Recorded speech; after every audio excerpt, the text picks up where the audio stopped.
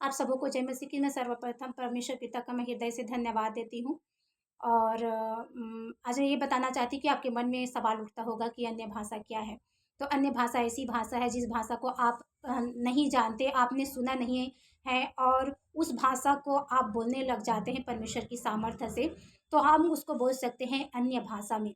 इन अन्य भाषा को क्या है उसको समझने के लिए आप प्रेरितों के काम उसके हम 2 अध्याय उसके 4 पद से पढ़ सकते हैं कि जब पिन्तुकुस्त के दिन जब परमेश्वर के जो लोग थे वो इकट्ठे थे और परमेश्वर का आत्मा उन सब के ऊपर आ गया और वो पवित्र आत्मा से भर गए और जिस प्रकार आत्मा ने उसको बोलने की सामर्थ्य दी, वो अन्य-अन्य भाषा में बोलने लगे।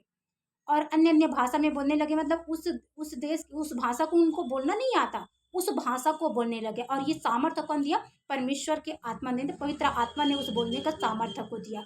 और यहाँ पर बाइबल इस चीज़ को बताती है कि यहाँ पर अलग-अलग देशों के लोग भी आए हुए थे और जब ये लोग अन्य-अन्य भाषा में बोलने लगे, तो वे जो अलग-अलग देशों से आए हुए थे और वे जब हम प्रेरितों के काम और उसके 2 अध्याय और उसके 11 पद में जब पढ़ते हैं, तो ये अलग-अलग देशों के जो लोग हैं वो अपनी-अपनी भाषा में अपनी-अपनी भाषा में उनसे परमेश्वर के बड़े-बड़े कामों की चर्चा सुनते हैं।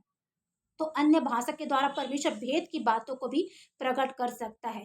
तो अन्य भाषा आप जिस स्थान पर रहे उस स्थान की भाषा नहीं होती। आप जिसको जानते हो उस वो भाषा नहीं होती। जिसको आपको बोलना नहीं आता, जिस भाषा को आप जानते नहीं हैं, उस भाषा को बोलते वो अन्य भाषा कहलाता है।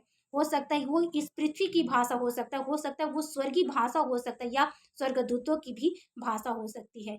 तो परमेश्वर के सामर्थ्य बोलने के लिए सामर्थ्य आती तभी आप उसको बोल सकते हैं। इसीलिए परमेश्वर पिता इन वचनों के द्वारा आशीष को दे। आप मेरे साथ बने रहिए, परमेश्वर आपको ब्लेस करे। जय मसीह की।